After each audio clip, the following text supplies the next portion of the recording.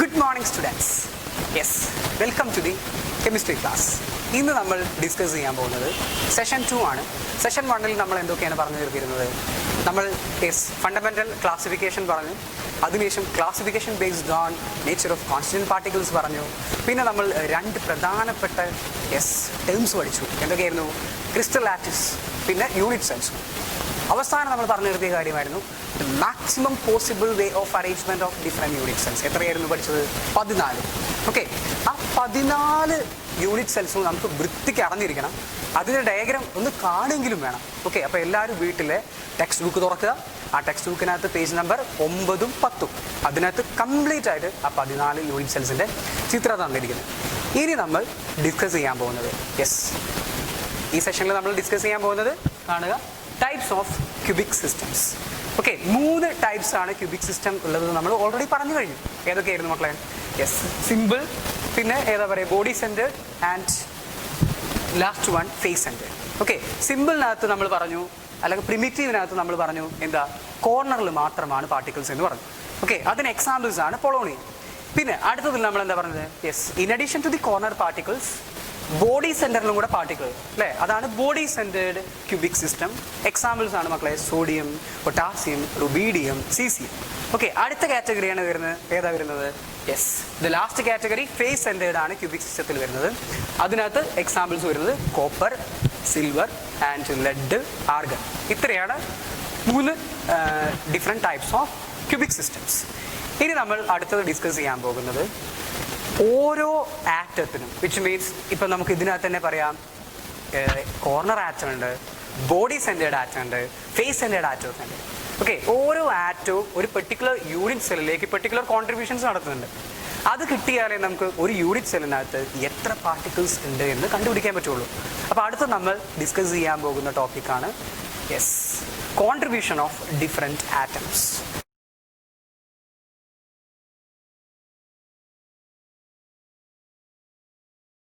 ആദ്യമായി നമുക്ക് എന്തെടുക്കാം? ഒരു കോർണർ ആറ്റത്തിന്റെ കോൺട്രിബ്യൂഷൻ ആണ് നമ്മൾ പറയാൻ പോകുന്നത്. ഓക്കെ, നിങ്ങൾ ടെക്സ്റ്റ് ബുക്കിലെ ഈ കാണുന്ന ചിത്രം നോക്ക്. അതിനകത്ത് നിങ്ങൾ കാണുന്നത് എന്താ? ഒരു കോർണർ ആറ്റത്തിന് ചുറ്റും മാക്സിമം എത്ര യൂണിറ്റ് സെല്ലാണ് കാണുന്നത്? 8 യൂണിറ്റ് സെല്ല് ഒരു കോർണർ ആറ്റത്തിന് ചുറ്റും കാണും. ഓക്കെ, അങ്ങനെയാണെന്നുണ്ടെങ്കിൽ 8 ആളുകൾക്ക് ഒരു പാർട്ടിക്കിളാണ് കിട്ടുന്നത്. അപ്പോൾ ആലോചിച്ച് നോക്കി, ഒരു യൂണിറ്റ് സെല്ലിനകത്ത്, അതായത് 8 എണ്ണത്തിൽ ഒന്നാ കിട്ടുന്നത്. അങ്ങനെയാണെങ്കിൽ ഒരു യൂണിറ്റ് സെല്ലിന് എത്ര കിട്ടുന്നത്? ആ 8ൽ ഒരു ഭാഗം മാത്രമാണ് ഒരു യൂണിറ്റ് സെല്ലിന് കിട്ടുന്നത്. അപ്പോൾ കോൺട്രിബ്യൂഷൻ ഓഫ് കോർണർ ആറ്റം എന്ന് പറയുന്നത് എത്രയാണ് മക്കളെ? 1 അല്ലേ, എത്രയാ? 8ൽ ഒരു ഭാഗം, അതായത് 1/8 ആണ്. So very important, a corner atom contributes 1/8 to a particular unit cell. Okay, വൃത്തിക്ക് മനസ്സിലാകാൻ അടുത്ത 3 ഡയഗ്രാം കൂടെ നോക്കുക. ഓക്കെ, എയിൽ നമുക്ക് എന്താ കോർണർ ആറ്റം, 8 കോർണർ ആറ്റത്തിനെ കാണാൻ പറ്റും. ഓക്കെ, ബിയിൽ ആ കോർണർ ആറ്റത്തിനെ എല്ലാം സ്ഫിയർ ആയിട്ട് കംപ്ലീറ്റ് റെപ്രസെന്റ് ചെയ്തിട്ടുണ്ട്. സി എന്ന് പറയുന്ന ഡയഗ്രാം നോക്കിയേ. കൃത്യമായി നമുക്ക് കാണാൻ പറ്റും 1/8, ഒരു സ്ഫിയറിന്റെ 1/8 ആണ് യൂണിറ്റ് സെല്ലിന് അകത്തേക്ക് കോൺട്രിബ്യൂട്ട് ചെയ്യുന്നത്. ഓക്കെ, സോ വീണ്ടും കോർണർ ആറ്റം കോൺട്രിബ്യൂട്ട് ചെയ്യുന്നത് എത്രയാണ്? 1/8. ഓക്കെ, ഇനി അടുത്തത് നമ്മൾ പറയാൻ പോകുന്നത് ഏതാ, ഒരു ബോഡി സെന്റേർഡ് ആറ്റം എങ്ങനെ കോൺട്രിബ്യൂട്ട് ചെയ്യുന്നതാണ്. ബോഡി സെന്റേർഡ് ആറ്റം ശരിക്കും നോക്കുക, ആ ചിത്രം നോക്കിയാൽ നമുക്ക് എന്താ കാണാൻ പറ്റുന്നത്? ആ യൂണിറ്റ് സെല്ലിന്റെ അകത്താണ് ബോഡി സെന്റേർഡ് ആറ്റം ഇരിക്കുന്നത്. ഓക്കെ, അപ്പൊ അതുകൊണ്ട് ഒരു ബോഡി സെന്റർ ആറ്റം എന്ന് പറയുന്നത് which belongs to a particular unit cell എന്ന് പറയും. അതായത് ബോഡി സെന്റർ ആറ്റം കംപ്ലീറ്റ് ആയിട്ട് എന്തിലേക്ക് കോൺട്രിബ്യൂട്ട് ചെയ്യുന്നു? ഒരു യൂണിറ്റ് സെല്ലിന് അകത്തേക്ക് കോൺട്രിബ്യൂട്ട് ചെയ്യുന്നു. ക്ലിയർ ആയോ? ഇനി നമ്മൾ അടുത്തത് പറയാൻ പോകുന്നത് ഏതാ? ഫേസ് സെന്റർ ആറ്റത്തിന്റെ കാര്യമാണ്. ഫേസ് സെന്റർ ആറ്റത്തിന്റെ കാര്യം മനസ്സിലാകാം. ആദ്യം നിങ്ങൾ ഫിഗർ 1.11 നോക്കുക. ആ 1.11 നമുക്ക് കാണാൻ പറ്റും ഒരു ഫേസ് സെന്റർ ആറ്റത്തിന്റെ ലെഫ്റ്റിലും റൈറ്റിലുമായിട്ട് എന്തിരിക്കുന്നുണ്ട്? യൂണിറ്റ് സെൽ ഇരിക്കുന്നുണ്ട്. ഓക്കെ, അങ്ങനെ ലെഫ്റ്റിലും റൈറ്റിലും ആയിട്ട് യൂണിറ്റ് സെൽ ഇരിക്കുന്നു എന്ന് പറയുമ്പോൾ ഒരു യൂണിറ്റ് സെല്ലിന് എത്ര കിട്ടുന്നത്? ഒരു സ്ഫിയറിന്റെ പകുതി, അതായത് ഒരു പാർട്ടിക്കിളിന്റെ പകുതിയാണ് ഒരു യൂണിറ്റ് സെല്ലിന് കിട്ടുന്നത്. അപ്പൊ നമുക്ക് പറയാം ഒരു ഫേസ് സെന്റർ ആറ്റം കോൺട്രിബ്യൂട്ട് ചെയ്യുന്നത് എത്രയാണ്? Half to a particular unit cell. Okay, വളരെ വളരെ ഇമ്പോർട്ടൻ്റ് ആണ്. ഇനി നമ്മൾ ഈ കണ്ട കാര്യങ്ങൾ നമുക്ക് എന്ത് ചെയ്യാം, ഒന്ന് ഇവിടെ ബോർഡിൽ എന്ത് ചെയ്യാം, എഴുതി നോക്കാം. ഓക്കെ, സോ ഏതൊക്കെയാണ് പറഞ്ഞത്? കോർണർ ആറ്റം എത്രയായിരുന്നു കുട്ടികളെ? യെസ്, 1/8 ആണ് കോൺട്രിബ്യൂട്ട് ചെയ്യുന്നത്. അടുത്തത് yes, body centred atom. Body centred atom. Body centred atom എത്രയും കോൺട്രിബ്യൂട്ട് ചെയ്യുന്നത്? കംപ്ലീറ്റ് ആയിട്ട് അല്ലേ, വിച്ച് മീൻസ് 1. ഇനി അടുത്തത് ഏതാ? Face centred atom. Face centred atom. Face centred atom എത്ര കോൺട്രിബ്യൂട്ട് ചെയ്യുന്നു? ഹാഫ്. ഇനി for entrance point of view രണ്ട് കാര്യം കൂടെ നിങ്ങൾ പഠിച്ചോളൂ. ഓക്കെ, അതിന് ഡയഗ്രാം ടെക്സ്റ്റിൽ കാണിച്ചു തരാനില്ല, കാരണം ടെക്സ്റ്റിനകത്ത് അതില്ല. ഓക്കെ, അത് നിങ്ങൾക്ക് മനസ്സിലാക്കാൻ വേണ്ടി ശ്രദ്ധിച്ചിരുന്നോ? ഇപ്പൊ നമ്മൾ എന്ത് ചെയ്യുക? ഒരു ബോക്സ് ഇമാജിൻ ചെയ്യാം. ആ ബോക്സിന്റെ വക്കിൽ ആരിയ്ക്കുന്നു? ഒരു പാർട്ടിക്കിൾ ഇരിക്കുന്നു. ഓക്കെ, അപ്പോൾ ഒരു വക്കിന് ചുറ്റും മാക്സിമം എത്ര യൂണിറ്റ് സെല്ലിന് വെക്കാൻ പറ്റും? ഒരു ക്യൂബിന്റെ വക്കിന് ചുറ്റും. ഓക്കെ, ഒന്ന് ഇതാണ് യൂണിറ്റ് സെൽ എന്നുണ്ടെങ്കിൽ ഒന്ന് എന്താ ഇവിടെ വെക്കാൻ പറ്റും. ഓക്കെ, പിന്നെ ഒന്ന് ഇവിടെ ആയിട്ട് വെക്കാൻ പറ്റും. അപ്പൊ എത്രയും 1, 2, 3, പിന്നെ ഒന്ന് ഇവിടെയും ആയിട്ട് വെക്കാൻ പറ്റും. അപ്പൊ ആലോചിച്ച് വക്കിലിരിക്കുന്ന, അതായത് എഡ്ജിലിരിക്കുന്ന ആറ്റത്തിന് ചുറ്റും 4 യൂണിറ്റ് സെല്ലുണ്ട്. ഓക്കെ, അങ്ങനെയാണെന്നുണ്ടെങ്കിൽ ഒരു യൂണിറ്റ് സെല്ലിലേക്കുള്ള കോൺട്രിബ്യൂഷൻ എത്രയാ? 4/1, വിച്ച് മീൻസ് 1/4. സോ എഡ്ജ് ആറ്റത്തിന്റെ കോൺട്രിബ്യൂഷൻ, എഡ്ജ് ആറ്റം കോൺട്രിബ്യൂട്ട് ചെയ്യുന്നത് യെസ് 1/4. ഇനി അടുത്തത് ഒരു കാര്യം കൂടെ എൻട്രൻസ് ഓറിയന്റ് ആയിട്ട് ഓർത്തു വയ്ക്കുക, ബോഡി ഡയഗണൽ. എന്താ ബോഡി ഡയഗണൽ എന്ന് പറഞ്ഞാൽ? ഒരു കോർണറിൽ തുടങ്ങി അതിന്റെ നേരെ ഓപ്പോസിറ്റ് കോർണറിലേക്ക് പോകുക. ഓക്കെ, ആ കോർണറിൽ കണക്ട് ചെയ്യുന്ന ലൈനിനെ നമ്മൾ വിളിക്കുന്ന പേരാണത് ബോഡി ഡയഗണൽ. ഓക്കെ, ആ ബോഡി ഡയഗണലിൽ ഇരിക്കുന്ന ഒരു ആറ്റം, സെൻട്രലിൽ ഇരിക്കുന്ന ഒരു ആറ്റം ഏതാ? നമ്മൾ പഠിച്ച ബോഡി ഡയഗണലിന്റെ സെൻട്രലിൽ ഇരിക്കുന്ന ആറ്റം ആരെ? നമ്മൾ ഓൾറെഡി പഠിച്ചതാണത്. യെസ്, അതാണ് ബോഡി സെന്റേർഡ് ആറ്റം. അപ്പോൾ ഓർക്കുക, ബോഡി ഡയഗണലിൽ ഇരിക്കുന്ന ആറ്റവും കോൺട്രിബ്യൂട്ട് ചെയ്യുന്നത്. ഓക്കെ, ബോഡി ഡയഗണലിൽ ഇരിക്കുന്ന ആറ്റം കോൺട്രിബ്യൂട്ട് ചെയ്യുന്നത് എത്രയാണ്? 1 ആണ്. Which means which belongs to all atoms present at the body diagonal belongs to that particular unit cell. Okay, ഇത്രയാണ് കോൺട്രിബ്യൂഷൻസ്. ഓക്കെ, ഇനി നമ്മൾ അടുത്തതായിട്ട് പഠിക്കാൻ പോകുന്നത് യെസ്, ഓരോ ഡിഫറെന്റ് യൂണിറ്റ് സെല്ലിലും ആകെ എത്ര പാർട്ടിക്കിൾസ് ഉണ്ട് എന്നാണ് പഠിക്കാൻ പോകുന്നത്.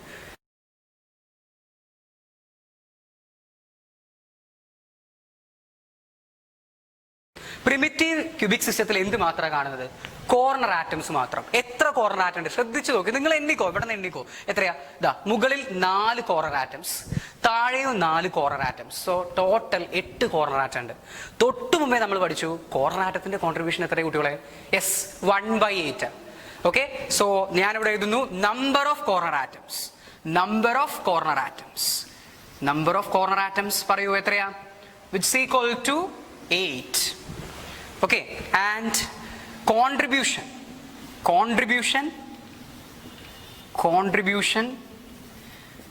is equal to 1/8. Therefore total number of atoms എങ്ങനെ കിട്ടുക? പറയൂ, സിമ്പിൾ ലോജിക് അല്ലേ? എന്താ? ആകെ ആറ്റം ഇൻറ്റു കോൺട്രിബ്യൂഷൻ ഓഫ് 1. ആകെ ആറ്റം എത്രയാ? 8. ഓക്കെ, ഇനി ഒന്നിന്റെ കോൺട്രിബ്യൂഷൻ എത്രയാ? 1/8. സോ 8 × 1/8. സില്ലി മാത്തമാറ്റിക്സ് അല്ലേ? പറയാ എത്രയാ? Very good, 1. Okay, so the total number of particles in primitive cubic unit cells, അല്ലെങ്കിൽ പ്രിമിറ്റീവ് സിസ്റ്റത്തിനകത്ത് ആകെ എത്ര പാർട്ടിക്കിൾസ് ആണുള്ളത്? വെറും ഒരു പാർട്ടിക്കിളുള്ളൂ. ഇനി നമ്മൾ ഇതുപോലെ ഏത് കാൽക്കുലേറ്റ് ചെയ്യാൻ പോകുക? നമുക്ക് ഏത് കാൽക്കുലേറ്റ് ചെയ്യാം? യെസ്, ബോഡി സെന്റേർഡ് നമുക്ക് കാൽക്കുലേറ്റ് ചെയ്യാം. ഓക്കെ, ശ്രദ്ധിച്ചിരിക്കുക, ബോഡി സെന്റേർഡ് യൂണിറ്റ് സെല്ലിനകത്ത് ഈ കാൽക്കുലേഷൻസ് സെയിം ആയിട്ട് നമുക്ക് ഇവിടെ എടുത്ത് എഴുതേണ്ട കാര്യമില്ല. നിങ്ങൾക്ക് തന്നെ അറിയാം എത്ര? 8 കോർണറും, ആ 8 കോർണറിലും എന്തുണ്ട്? 8 കോർണർ ആറ്റംസും ഉണ്ട്. അപ്പൊ അവരുടെ എല്ലാം കോൺട്രിബ്യൂഷനിലെ 1/8 വെച്ച് 8 ആളുകൾ കോൺട്രിബ്യൂട്ട് ചെയ്ത കോർണർ ആറ്റത്തിന്റെ കോൺട്രിബ്യൂഷൻ. അപ്പൊ ഇവിടെ എഴുതുന്നു കോൺട്രിബ്യൂഷൻ ഓഫ് കോർണർ ആറ്റംസ്. എത്രയാ കുട്ടികളെ? പറയൂ, കോൺട്രിബ്യൂഷൻ ഓഫ് കോർണർ ആറ്റംസ് എത്രയാ? 1.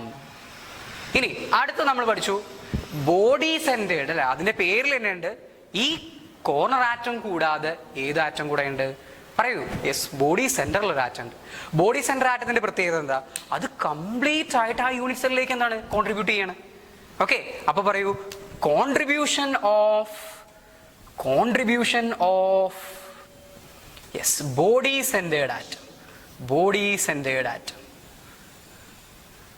അതും എത്രയാ?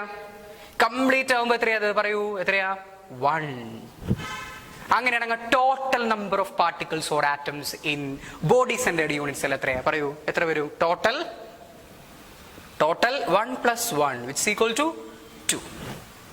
ഇതുപോലെ നമ്മൾ ഇനി അടുത്തതായിട്ട് ഏത് കാൽക്കുലേറ്റ് ചെയ്യാൻ പോകുന്നു? പറയൂ. നമുക്ക് എന്താ? ഫേസ് സെന്റേർഡ് യൂണിറ്റ് സെൽ നമുക്ക് കാൽക്കുലേറ്റ് ചെയ്യാം. ഓക്കെ, ഫേസ് സെന്റേർഡിൽ as in the previous case 8 particles are located at the corners. അപ്പൊ 8 പാർട്ടിക്കിൾസ് ഉണ്ട്, ഒരാൾ കോൺട്രിബ്യൂട്ട് ചെയ്യുന്നത് 1/8 ടോട്ടൽ കോൺട്രിബ്യൂഷൻ. അപ്പൊ പറയൂ, കോൺട്രിബ്യൂഷൻ ഓഫ് കോർണർ ആറ്റംസ്. പറഞ്ഞേ, എത്രയാ? Contribution of corner atoms which is equal to എത്ര വരും? അല്ലെ, 8 × 1/8. ഞാൻ എടുത്ത് എഴുതണ്ടോ? ഇവിടെ എഴുതിയ അതേ കാൽക്കുലേഷൻസ്. സോ എത്ര? ടോട്ടൽ 1. ഇനി എത്ര ഫേസ് ഉണ്ട്? ഒരു ക്യൂബിന് എത്ര ഫേസ് ഉണ്ട് പിള്ളേരെ? പറയാ, എത്രയാ? യെസ്, 6 ഫേസസ് ഉണ്ട്. ഓക്കെ, ഒരാൾ കോൺട്രിബ്യൂട്ട് ചെയ്യുന്നത് എത്രയാ? ഒരു ഫേസ് സെന്റർ ആറ്റം എത്ര കോൺട്രിബ്യൂട്ട് ചെയ്യുന്നത്? നമ്മൾ ലാസ്റ്റ് പറഞ്ഞു, യെസ്, ഹാഫ് ആണ്. അപ്പൊ നമുക്ക് പറയാം കോൺട്രിബ്യൂഷൻ ഓഫ്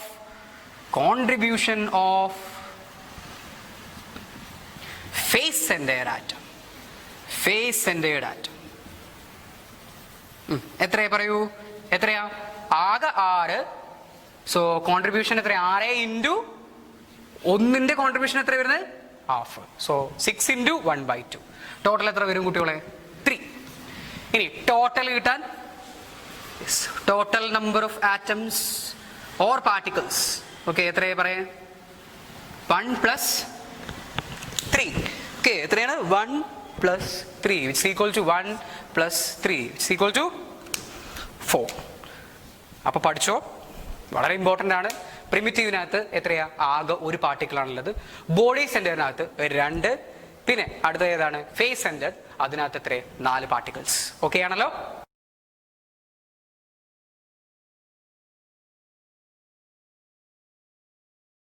അടുത്തതായി നമുക്ക് ആ ക്വസ്റ്റ്യൻ നോക്കൂ. അത് നമ്മൾ ഡിസ്കസ് ചെയ്യാൻ പോകുന്നു. എന്താ question? In A cubic crystal A atoms are occupied at the corners and B atoms are occupied at the face centers. And the question is, give the formula of the compound. Okay, നമുക്ക് ചെയ്യാം. എന്തായിരുന്നു sentence? A atoms at the corners. Okay, അപ്പോൾ corner ആറ്റത്തിന്റെ contribution നമുക്കറിയാം. So number of A atoms. ശ്രദ്ധിക്കണം, A atoms എന്ന് പറയുന്നത് അവിടെ capital ആ. ഓക്കെ, കോർണറിൽ എന്ന് പറയുമ്പോൾ കോൺട്രിബ്യൂഷൻ എത്ര വരും? ആകെ എത്ര കോർണറാണ് പഠിച്ചത്? 8 കോർണർ. ഓക്കെ, ഒന്നിന്റെ contribution yes 1/8. So number of A atoms is equal to 1. ഇനി അടുത്ത എന്റെ ക്വസ്റ്റ്യനിൽ എന്താ കാണുന്നത്? Yes, B atoms at the face center. So number of B atoms. Okay, എങ്ങനെ കാണാം മക്കളെ? എത്ര ഫേസ് ഉണ്ട്? 6 ഫേസസ് ഉണ്ട്. ഓക്കെ, സോ 6 × ഒരാളെ കോൺട്രിബ്യൂഷൻ എത്രയാണ് പഠിച്ചിരുന്നത്? 1/2. So 6 × 1/2 which is equal to 3. So A 1-ഉം B 3-ഉം. അങ്ങനെയാണെങ്കിൽ ഫോർമുല പറയൂ. Formula of the crystal. Yes, formula is equal to A1. 1 നമ്മൾ എഴുതാറുണ്ടോ ഫോർമുല എഴുതുമ്പോ? ഇല്ല, എഴുതിച്ചു കുഴപ്പമില്ല. AB3. Simple question. ഓക്കെ ആണല്ലോ?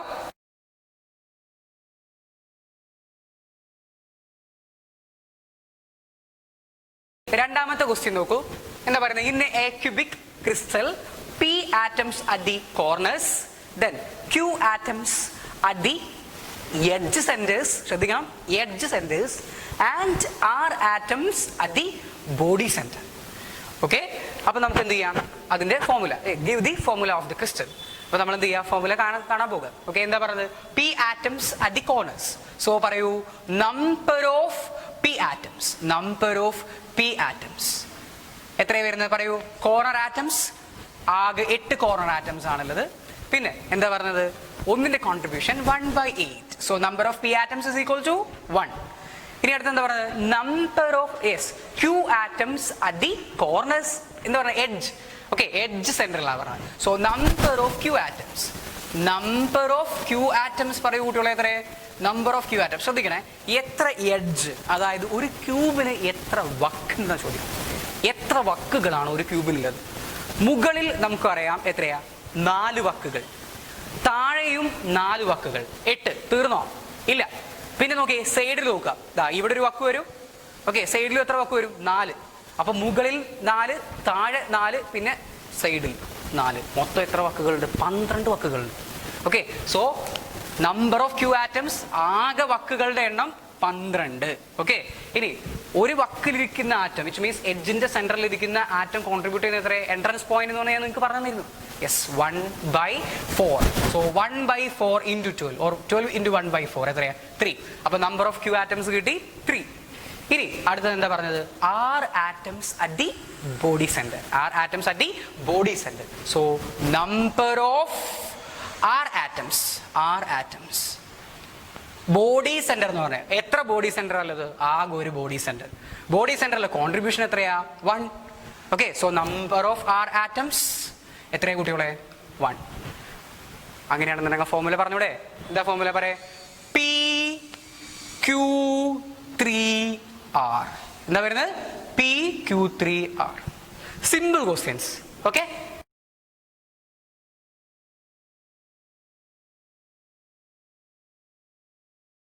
ഇനി നമ്മൾ ഡിസ്കസ് ചെയ്യാൻ പോകുന്നത് ക്ലോസ് പാക്ഡ് സ്ട്രക്ചേഴ്സ് എന്ന് പറയുന്ന ടോപ്പിക്കാണ്.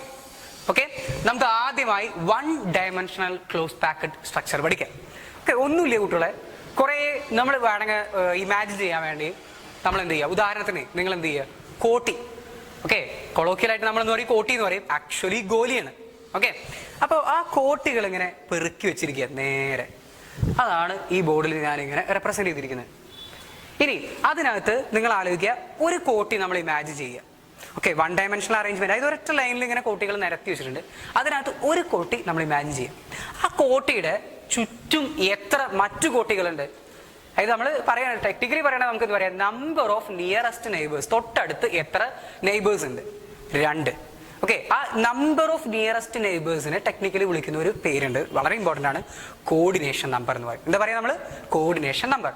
അപ്പൊ നോക്കിയിട്ട് പറയൂ, 1 ഡയമെൻഷണൽ ക്ലോസ് പാക്ഡിൽ ഒന്നുമില്ല, particles are arranged linearly. Okay, അതിന് നമ്മൾ വിളിക്കുന്ന പേരാണത് 1 ഡയമെൻഷണൽ ക്ലോസ് പാക്ഡ് സ്ട്രക്ചർ. ഇനി കോർഡിനേഷൻ നമ്പർ, അതായത് നമ്പർ ഓഫ് നിയറസ്റ്റ് നെയ്ബേഴ്സ് എത്രയാണ്? കോർഡിനേഷൻ നമ്പർ പറയൂ. Coordination number is equal to here ഒരാളിവിടെ ഒരാളിവിടെ. ഏത് പാർട്ടിക്കിൾ എടുത്ത് നോക്കുകയാണെങ്കിൽ തൊട്ട് അപ്പുറത്തുമായിട്ട് 2 പാർട്ടിക്കിൾ. സോ കോർഡിനേഷൻ നമ്പർ എത്രയാ? 2. ഇനി നമ്മൾ അടുത്തതായി ഡിസ്കസ് ചെയ്യാൻ പോകുന്നത് 2 ഡയമെൻഷണൽ ക്ലോസ് പാക്കിംഗ് ആണ്. ഓക്കെ, ആ 2 ഡയമെൻഷണൽ ക്ലോസ് പാക്കിങ്ങിൽ നോക്കി 2 സബ് ഡിവിഷൻസ് ഉണ്ട്. ഒന്ന് സ്ക്വയർ ക്ലോസ് പാക്കിംഗ്, രണ്ടാമത്തത് ഹെക്സഗണൽ ക്ലോസ് പാക്കിംഗ്. ആദ്യം നമുക്ക് സ്ക്വയർ ക്ലോസ് പാക്കിംഗ് നോക്കാം. ഓക്കെ, എന്ത് കാണാൻ പറ്റും? തൊട്ടു മുമ്പ് കണ്ടതുപോലെ യെസ്, ഒരു ലെയർ നമ്മൾ എന്ത് ചെയ്തു? പാർട്ടിക്കിൾസിനെ ഇങ്ങനെ അറേഞ്ച് ചെയ്ത് വെച്ചിട്ടുണ്ട്. അടുത്തത് നോക്കണം, ഒന്നാമത്തെ പാർട്ടിക്കിളിനെ ടച്ച് ചെയ്ത് അതേ പൊസിഷനിൽ രണ്ടാമത്തെ ലൈനിലും നമ്മൾ പാർട്ടിക്കിൾ വെക്കുക. ഓക്കെ, അങ്ങനെ എന്താ? രണ്ടാമത്തെ ലൈൻ കംപ്ലീറ്റ് ചെയ്തു. ഇനി മൂന്നാമത്തെ ലൈൻ നോക്കി, മൂന്നാമത്തെ ലൈനും അതാക്കണേ ഒന്നാമത്തതിന് അതേ യെസ് നേരെ താഴെയായിട്ട് എന്താ അടുത്ത പാർട്ടിക്കിൾ വെച്ചിരിക്കുന്നു. അപ്പൊ നോക്കി, എല്ലാം ആദ്യത്തെ ലൈനിന്റെ അതുപോലെ തന്നെയാണ് രണ്ടാമത്തെ ലൈൻ. ആദ്യത്തെ ലൈനിനെ ഞാൻ എ എന്ന് റെപ്രസെന്റ് ചെയ്തു, രണ്ടാമത്തെ ലൈനെ എനിക്ക് എന്ത് റെപ്രസെന്റ് ചെയ്യും? അതേപോലെ തന്നെയാണ്, അതുകൊണ്ട് അതിനെ ഞാൻ എന്ത് ചെയ്യുന്നു? എ എന്ന് റെപ്രസെന്റ് ചെയ്യുന്നു. ഇനി മൂന്നാമത്തെ ലൈൻ നോക്കി, അതും സെയിം ആണ്, അതുകൊണ്ട് അതിനെ ഞാൻ എന്താ? എ എന്ന് റെപ്രസെന്റ് ചെയ്തു. സോ ഈ ഒരു റെപ്രസെന്റേഷൻ നമ്മൾ എന്ത് വിളിക്കും? പറയാം എ എ. ഈ റെപ്രസെന്റേഷനെ അല്ലെങ്കിൽ അറേഞ്ച്മെന്റ് നമുക്ക് എന്ത് വിളിക്കാം? A A A type arrangement എന്ന് വിളിക്കാം. ഓക്കെ, ഇനി അടുത്തത് ഇവിടെ നോക്കി, ശരിക്കും നോക്കി നിങ്ങൾക്ക് കാണാൻ പറ്റും, ഒരു പാർട്ടിക്കിൾ എടുത്ത് നോക്കുക. ആ പാർട്ടിക്കിളിന് ചുറ്റും എത്ര പാർട്ടിക്കിൾസ് ആ ടച്ച് ചെയ്തിരിക്കുന്നത്? 1 2 3 4 പാർട്ടിക്കിൾസ് ആണ് ടച്ച് ചെയ്തിരിക്കുന്നത്. അപ്പൊ നിങ്ങൾക്ക് പറയാൻ പറ്റും കോർഡിനേഷൻ നമ്പർ എത്രയാണ് വരുന്നത് ഇവിടെ? രണ്ടാമത്തെ സ്ക്വയർ ക്ലോസ് പാക്കിങ്ങിൽ യെസ്, കോർഡിനേഷൻ നമ്പർ എത്രയാണ് വരുന്നത്? 4. ഇനി എന്തുകൊണ്ടാണ് സ്ക്വയർ ക്ലോസ് പാക്കിംഗ് എന്ന് പറഞ്ഞ പേര് വരുന്നത്? നോക്കിട്ടോ, ഇതിനെ ടച്ച് ചെയ്ത 4 സ്പിയർ എല്ലാവരും കണ്ടോ? ആ 4 സ്പിയറിന്റെ സെന്റർ യോജിപ്പിച്ചാൽ നമുക്ക് എന്താ കിട്ടുന്നത്? യെസ്, ഇവിടെ സ്ക്വയർ അല്ല, ബട്ട് ആക്ച്വലി നമുക്ക് എന്ത് കിട്ടും? സ്ക്വയർ കിട്ടും. ഓക്കെ, ഇത് ഞാൻ വരച്ച ചിത്രത്തിന്റെ കുഴപ്പമാട്ടോ മക്കളെ, ശരിക്കും എന്ത് കിട്ടും? സ്ക്വയർ കിട്ടും. ഓക്കെ, അതുകൊണ്ട് വിളിക്കുന്ന പേരാണത് സ്ക്വയർ ക്ലോസ് പാക്ഡ് സ്ട്രക്ചർ. ഇനി നമ്മൾ ഡിസ്കസ് ചെയ്യാൻ പോകുന്നത് യെസ് 2 ഡയമെൻഷനിലെ ഹെക്സഗണൽ ക്ലോസ് പാക്ഡ് സ്ട്രക്ചർ. ശ്രദ്ധിച്ചിരിക്കൂ, ഒന്നാമത്തെ യെസ് അറേഞ്ച്മെന്റ് നമ്മൾ 1D കണ്ട ഒന്നാമത്തെ അറേഞ്ച്മെന്റ്, അതിനെ ഞാൻ എ എന്ന് റെപ്രസെന്റ് ചെയ്തു. ഇനി ശ്രദ്ധിക്കണം, ഈ 2 സ്പിയർ കൂടി ചേരുന്ന ഒരു ഗ്യാപ്പ് ഉണ്ട്. ആ ഗ്യാപ്പിലാണ് രണ്ടാമത്തെ ലൈനിലുള്ള എന്താ പാർട്ടിക്കിളിനെ വെച്ചിരിക്കുന്നത്. ഇനി അടുത്ത ഗ്യാപ്പിൽ അടുത്ത പാർട്ടിക്കിളിനെ വെച്ചു. അങ്ങനെ അങ്ങനെ വെച്ച് പോകുമ്പോൾ ശ്രദ്ധിക്കണം, ഇവിടെ നമ്മൾ എന്താ കണ്ടത്, ഇതിന് തൊട്ട് താഴെയായിരുന്നു. എന്നാൽ ഇവിടെ നോക്കി, നേരെ തൊട്ട് താഴെ ഉണ്ടോ? ഇല്ല. അപ്പൊ ഇത് ഒരു ലൈൻ ആണെങ്കിൽ അടുത്തത് നോക്കി മറ്റൊരു ലൈനാണ്. അതുകൊണ്ട് ഞാൻ അതിനെ ആദ്യത്തതിനെ എ എന്ന് റെപ്രസെന്റ് ചെയ്തു, രണ്ടാമത്തതിനെ ഞാൻ എങ്ങനെ റെപ്രസെന്റ് ചെയ്തു കുട്ടികളെ? ബി എന്ന് പറയുന്ന ലൈനായിട്ട് റെപ്രസെന്റ് ചെയ്തു. ഇനി അടുത്ത് നോക്കി, യെസ്, ഈ രണ്ടാളുകളെ കൂടി ചേരുന്ന ഈ ഡിപ്പില്, ഓക്കെ, ഈ കുഴിയിൽ ഞാൻ എന്താ അടുത്ത ആളെ വെച്ചു. ഓക്കെ, ഇനി നോക്കണോ, ഇതിന് നേരെ മുകളിലേക്ക് നോക്കി, ഈ പാർട്ടിക്കിളിന് നേരെ മുകളിൽ യെസ് നമ്മളെ എ എന്ന് പറയുന്ന ലൈനിലുള്ള പാർട്ടിക്കിളാണ്. ഇതിന് നേരെ താഴെ നോക്കി അടുത്ത പാർട്ടിക്കിൾ, വിച്ച് മീൻസ് ഈ മൂന്നാമത്തെ ലൈൻ എന്ന് പറയുന്നത് ആദ്യത്തെ ലൈനിന്റെ എന്താണ്? റിപ്പീറ്റേഷൻ ആണ്. കിട്ടിയോ? അപ്പൊ അതുകൊണ്ട് ഞാൻ അതിനെങ്ങനെ എ എന്ന് മാർക്ക് ചെയ്തു. അടുത്ത ലൈൻ നോക്കിയാൽ നിങ്ങൾക്ക് എന്ത് കാണാൻ പറ്റും? രണ്ടാമത്തെ ലൈനിന്റെ റിപ്പീറ്റേഷൻ. ഇനി ഒരു പാർട്ടിക്കിൾ എടുക്കാം നമുക്ക്. അതിനകത്ത് ഞാൻ ഇവനെ ഞാൻ എടുക്കുക. ഈ പാർട്ടിക്കിളിന് അല്ലെങ്കിൽ ഈ സ്പിയറിന് ചുറ്റുമായി എത്ര പാർട്ടിക്കിൾസ് ഉണ്ട് ഒന്ന് എണ്ണി നോക്കിയേ. 1, 2, 3, 4, 5, 6 പാർട്ടിക്കിൾസ് ആണത്. അപ്പൊ ഇവിടെ കോർഡിനേഷൻ നമ്പർ എത്ര കുട്ടികളെ പറയൂ? കോർഡിനേഷൻ നമ്പർ എത്രയെന്ന് പറയാം? Yes, coordination number 6. Hexagonal 2 dimensional close പാക്കിങ്ങിലുള്ള കോർഡിനേഷൻ നമ്പർ എത്രയാണ്? 6. ഇനി അടുത്തത്, ഈ പറഞ്ഞ ആളുകളെ യോജിപ്പിച്ചാൽ നമുക്ക് എന്താ കിട്ടുന്നത്? ഒരു ഹെക്സഗൺ കിട്ടുന്നു. ഓക്കെ, അതുകൊണ്ട് വിളിക്കുന്ന പേരാണത് ഹെക്സഗണൽ ക്ലോസ് പാക്കിംഗ്. ഇനി 2 ഡയമെൻഷണൽ ക്ലോസ് പാക്കിങ്ങിൽ ഏറ്റവും എഫിഷ്യൻസി കൂടിയ പാക്കിംഗ് ആണെന്ത്? Hexagonal close packing. ഓക്കെ, അതിന്റെ എഫിഷ്യൻസി എത്ര വരുന്നത്? ഇതും ഒരു എൻട്രൻസ് ഓറിയന്റഡ് പോയിന്റ് ആണ്. എഫിഷ്യൻസി എത്ര വരുന്നത്? 60.4%. വീണ്ടും ഓർമ്മിക്കുന്നു, not 3 dimensional. Okay, 2 dimensional hexagonal close packed സ്ട്രക്ചറിന്റെ എഫിഷ്യൻസിയാണ് എത്ര? 60.4%. ഓക്കെ, ഇനി അടുത്ത ഒരു ഇമ്പോർട്ടൻറ്റ് പോയിന്റ്, ഇവിടെ ശ്രദ്ധിച്ചു നോക്കിയാൽ നിങ്ങൾക്ക് കാണാൻ പറ്റും 3 പാർട്ടിക്കിൾസ്. ഞാൻ അതാ ഇവിടെ ഈ 3 പാർട്ടിക്കിൾസിന് എടുക്കാം. ഈ 3 പാർട്ടിക്കിൾസ് എത്ര അടുത്ത് വെച്ചാലും അതിന് ഇടയിൽ കുറച്ച് അല്ലെ നമുക്ക് എന്ത് പറയാം? Free space.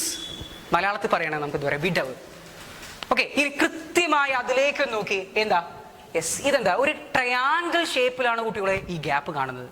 ഓക്കെ, അതുകൊണ്ട് ആ ഒരു എം ടി സ്പേസിന്, ട്രയാങ്കിൾ ഷേപ്പിലുള്ള എം ടി സ്പേസിന് നമ്മൾ വിളിക്കുന്ന പേരാണത് ട്രയാങ്കുലർ വോയിഡ്. എന്താ വിളിക്കുക? Triangular void.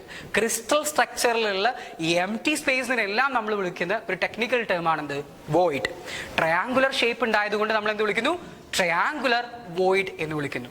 3 dimensional close packing explain ചെയ്യുമ്പോൾ നമുക്ക് ഈ ട്രയാങ്കുലർ വോയിഡ് ഇനിയും കാണാൻ പറ്റും. അപ്പോൾ വളരെ ഇമ്പോർട്ടൻ്റ് ആണ് ഹെക്സഗണൽ ക്ലോസ് പാക്കിംഗ്. ഓക്കെ, അപ്പോൾ 2 ഡയമെൻഷണൽ ക്ലോസ് പാക്ഡ് സ്ട്രക്ചേഴ്സ് ഇവിടെ തീരുന്നു. ഓക്കെ.